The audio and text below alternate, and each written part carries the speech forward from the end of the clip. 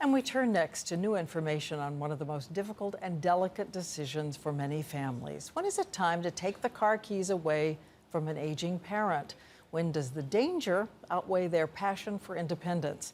Tonight, experts are out with new recommendations which might surprise you. Here's Dr. Richard Besser.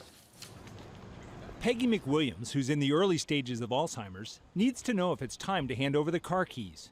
Driving for her and for so many others means independence.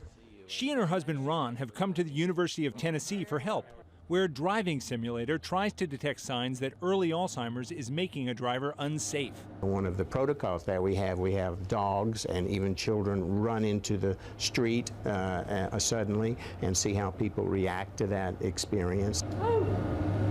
Early dementia can make it difficult to drive. The first sign is often a person has trouble staying in their lane. Left-hand turns can be especially difficult.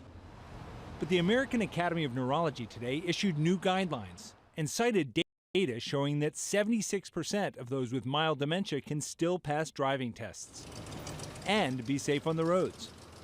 Given the positives of driving, they are now recommending a diagnosis of early dementia not be an automatic cue to stop.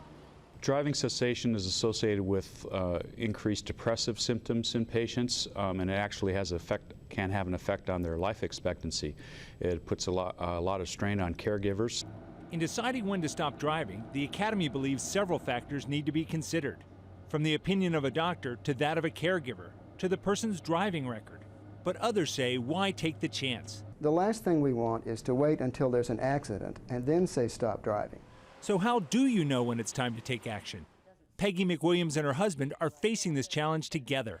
The worst feeling that I could be left with is causing an injury to someone else. Sometimes when she goes into town, and maybe I stay at home to do some things, I worry a little bit about it.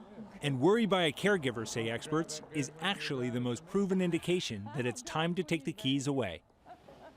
Such a difficult subject, but here's one really helpful tip I heard today. It's called the grandchild test.